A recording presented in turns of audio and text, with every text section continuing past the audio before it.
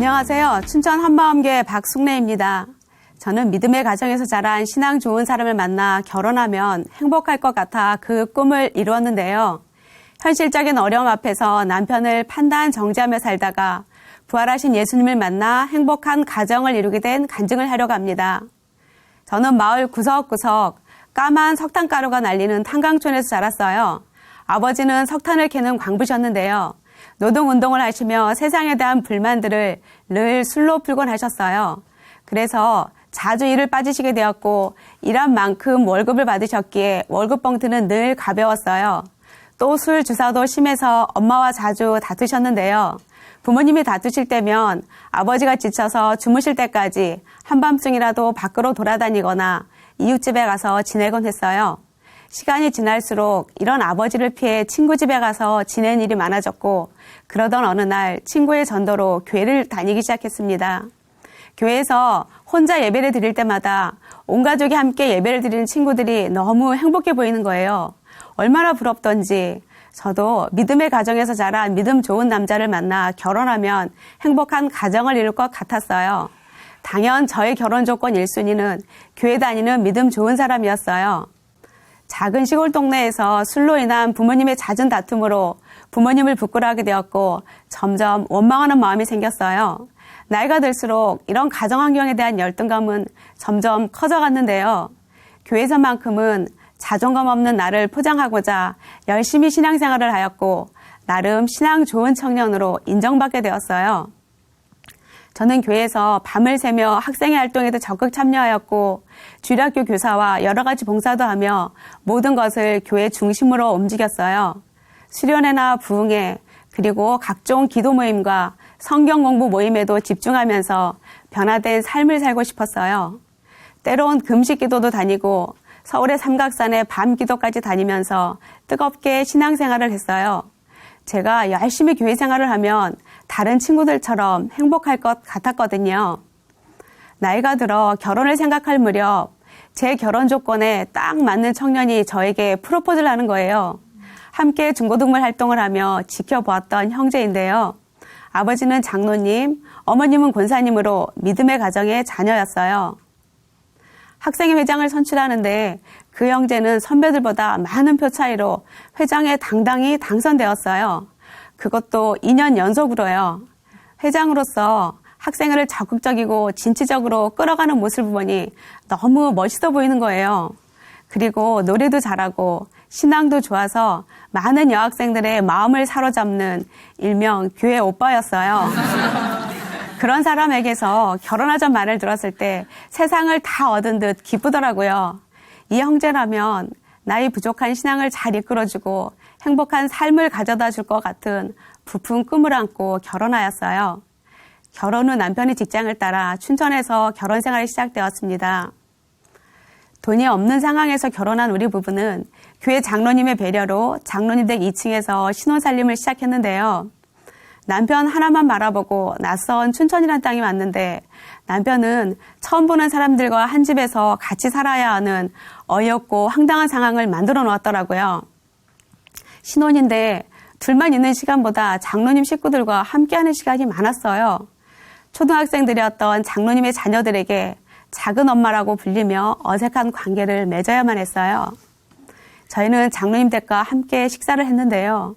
어느 날은 출근하신 장로님과 식사를 해야 하는 아침 시간에 늦잠을 자고 싶은 거예요. 남편이 2층을 오르락 내리락 하며 함께 식사를 하자고 깨웠지만 들은 척도 안 하고 꼼짝도 하지 않고 누워만 있었어요.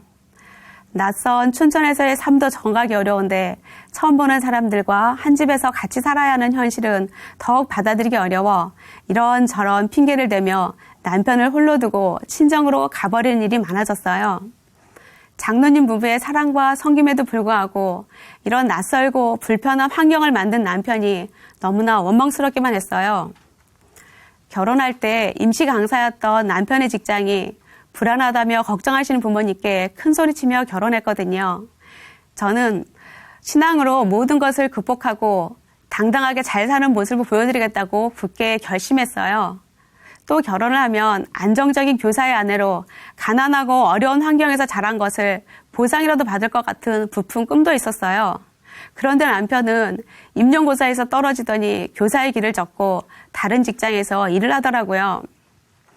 저는 냉철하고 차가운 성격인데 비해 남편은 감수성이 풍부한 사람이었어요.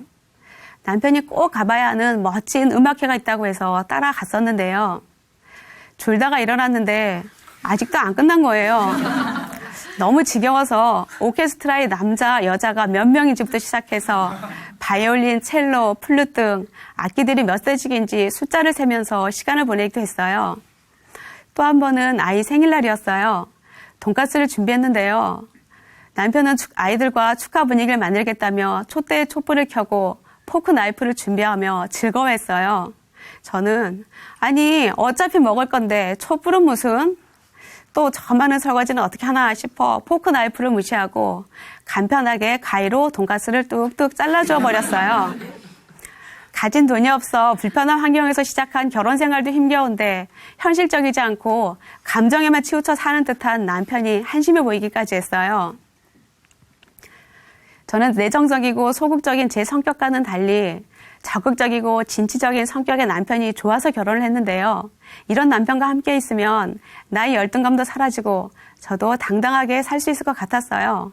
그런데 남편은 자신이 가지고 있던 대학 시절의 신앙의 노선이 잘못된 것을 알았다고 하더라고요. 이젠 회개하고 돌이켜 공동체와 함께 하겠다며 교사의 길을 젓고 교회의 버스 운행과 찬양팀으로 섬기는 거예요.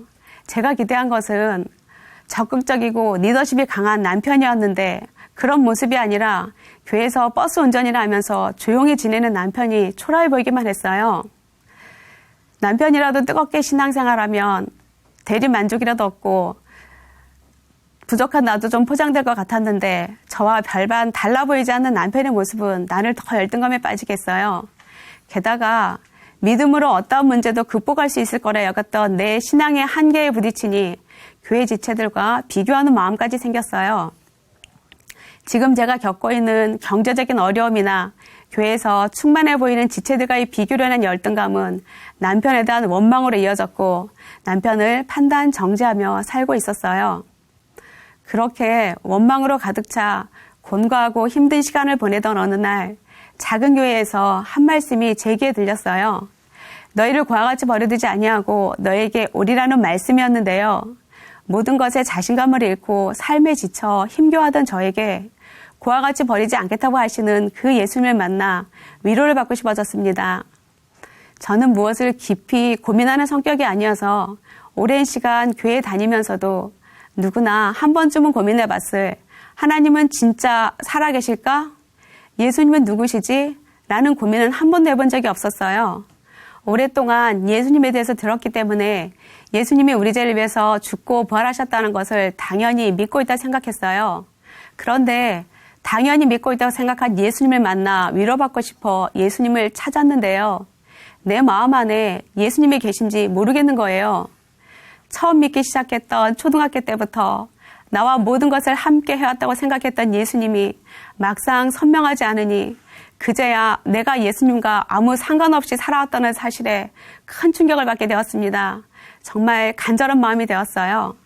그때 교회에서는 날마다 예수님의 부활이 선포되고 있었어요. 부활로 모든 성경을 믿을 수 있다고 하시는데 전 부활이란 자체도 확실치가 않는 거예요. 어릴 때부터 교회 다니면서 믿고 있다고 생각했는데 실제로 예수님이 부활하셨는가? 라는 질문 앞에 서니까 도저히 믿어지지 않는 거예요. 답답하니 눈물만 나오더라고요. 고민하면서 계속 성경을 찾아보았는데요. 그러던 중 고린도전서 15장 3, 4절에 성경대로 란 말이 제 눈에 확 들어왔어요. 성경대로 죽으시고 성경대로 살아나신 분? 성경대로? 그렇다면 구약의 예언이 이루어졌다는 것인데 역사 속에 4대 성인 중에 한 분으로 이 땅에 오셔서 유대 땅 베들레헴에 사셨던 그 예수님이 바로 이사야 9장에 예언되었던 전능하신 하나님이심을 알게 되었어요. 비로소 사도행전에 기록된 제자들의 변화된 삶이 이해가 되었어요. 분명히 예수님이 십자가에 달려 죽으실 때 자기들은 살겠다고 다 도망갔던 제자들이었는데 우리가 보고 들은 것을 말하지 아니할 수 없다 하며 예수님이 살아나셨다는 것을 목숨 걸고 증거하고 있었어요. 특히 베드로는 3번씩이나 예수님을 부인했던 사람이잖아요. 그런 그가 몇천 명 앞에서 담대하게 너희가 십자가에 못 박아 죽인 예수를 하나님이 살리셨다 라고 외치는 것을 보면서 아, 진짜였구나. 부활은 진짜구나. 예수님이 정말 살아나셨구나. 제 눈도 그냥 확 떠져 버렸습니다. 베드로의 그 외침이 저의 마음에 계속 울렸어요. 너희가 십자가에 못 박아 죽인 예수를 하나님이 살리셨다. 너희가 십자가에 못 박아 죽인 예수? 결국은 내가 예수를 죽인 것이었구나. 내가 예수를 죽인 죄인이었구나. 그런데 내가 죽인 예수를 하나님이 살리셔서 나의 주, 나의 하나님이 되게 하셨는데 그동안 저는 예수님을 믿지 않고 있었던 거였어요. 부활하셔서 내 앞에 서신 예수님을 보니 내가 무슨 죄를 짓고 살아왔는지 선명하게 보였어요.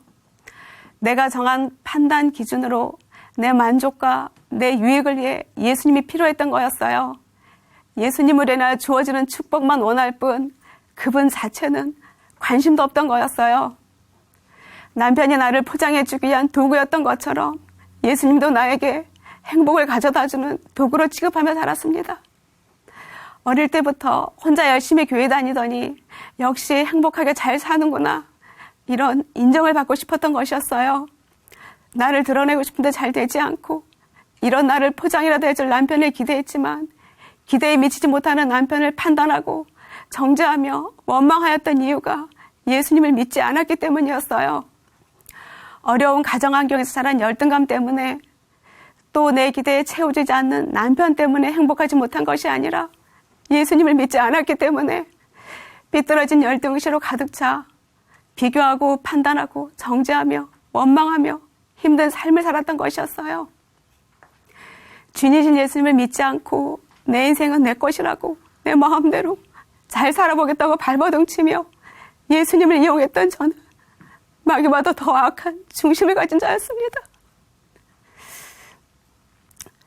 저는 이스라엘 백성들처럼 어찌할고 회개할 수밖에 없었어요. 하나님께서 이렇게 악한 자에게도 회개할 기회를 주신 것이 너무나 감사했습니다. 예수님을 믿지 않고 살았던 저의 모든 악함을 가슴 깊이 회개하며 죽으시고 부활하신 예수님을 나의 주, 나의 하나님으로 모셨습니다. 하나님 아버지께서 왜 사랑하시는 아들을 이 땅에 보내셨는지 그 마음이 알아지니 어찌할 바를 모르겠더라고요. 하나님이 세상을 이처럼 사랑하사 독생자를 주셨으니 이는 저를 믿는 자마다 멸망치 않고 영생을 얻게 하려 하심이라. 어릴 때부터 암송했던 이 말씀이 그제야 하나님께서 저에게 하시는 말씀으로 들렸어요. 나를 그와 같이 버려두지 아니하시고 영원히 함께 하시기 위해서 이 땅에 오신 예수님은 전능하신 하나님이시며 영존하신 나의 아버지셨어요. 전능하신 하나님의 마음이 알아지니 부활하신 예수님이 계신 곳 영원한 하늘나라에 대한 소망으로 저의 마음이 채워지기 시작했습니다. 돌이켜보니 물질이 부족하여 시작한 장로님 댁의 신혼살림은 교회 공동체의 시작이었더라고요. 예수님을 주인으로 모신 후 나와 영원히 함께할 하늘 가족인 것이 알아지니 공동체와 함께하는 기쁨을 누리지 못한 것이 너무 안타까울 뿐이에요. 이젠 우리의 처소가 이 땅이 아니라 영원한 하늘나라이며 그곳에서 영원토록 함께할 처소가 예비되어 있다는 것이 너무나 소망이 되어 가슴이 뛰곤 합니다. 이젠 함께하는 삶의 축복이 무엇인지 알아버렸기 때문이에요. 저는 믿는 가정에 믿음 좋은 사람을 만나 결혼하겠다며 이것을 결혼 조건 1순위로 삼았고 하나님은 이루어 주셨어요. 그런데도 내 기대와 가치에 맞지 않는 남편이었기에 남편에게 죽게 하듯 하라는 에베소서 5장의 말씀은 늘 걸림이 되었어요. 순종은커녕 판단과 정죄로 원망하는 마음만 가득했었죠. 그런데 마음의 주인이 예수님으로 바뀌니 이 말씀이 저에게 축복의 말씀이었음을 알게 되었어요. 내 마음대로 하겠다는 악한 중심을 내려놓게 하시니 저에게 주신 축복의 통로였던 믿음의 가정, 믿음의 남편을 주신 것에 진심으로 감사하는 삶을 살게 되었습니다. 남편은 공동체에 함께하겠다며 교사의 길을 접고 교회에서 부르면 언제든지 달려갈 수 있는 프리랜서로 일하고 있어요. 교회 버스 운전을 한 지도 어느새 20년이 넘었고 찬양 인도자로 섬기며 변화된 삶을 살아가고 있는데요.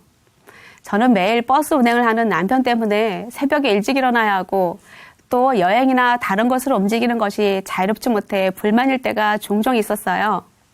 그러나 저의 시선이 이 땅이 아닌 영원한 하늘나라를 바라보게 되니 이것이 얼마나 귀한 일인지 알게 되었습니다.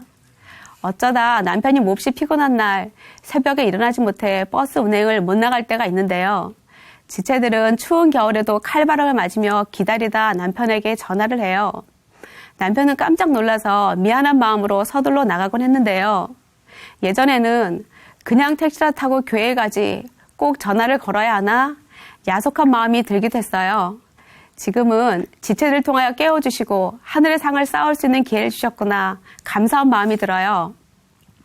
교회 버스 타는 지체들은 늘 성실하고 한결같은 마음으로 버스 운행을 하며 공동체를 섬기는 남편에게 하늘의 상이 클 것이라며 부럽다고 말하기도 합니다. 제 마음도 뿌듯하더라고요. 저도 이젠 공동체의 발이 되어 성실하게 매일 운행을 하는 남편을 진심으로 존경하게 되었어요. 남편은 버스 운전이나 하며 초라하게 사는 사람이 아니고 드러나 보이지 않는 자리에서도 예수님과 한몸된 교회 공동체를 섬기는 귀한 사명자였습니다.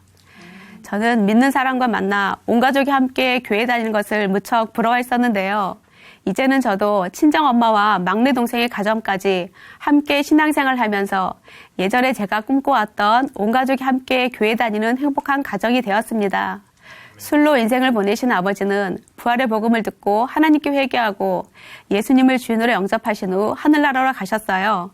대학생이 된 우리 아이들은 교회 기숙사에 들어가 신앙훈련을 받으며 생활하고 있어요. 우리 가족은 모두 한마음으로 주님이 주신 사명을 함께 감당하고 있습니다. 저는 믿는 가정에 믿음 좋은 사람을 만나 온 가족이 함께 교회에 다니기만 하면 행복한 가정이 되는 줄 알았어요. 그러나 참된 행복과 진정한 만족은 가정의 주인이 예수님일 때만 누릴 수 있는 것이었어요. 제 삶의 모든 가치 기준을 바꿔주신 주님 사랑합니다. 이제는 보이는 것이 아닌 영원한 것을 향하여 달려가겠습니다. 감사합니다.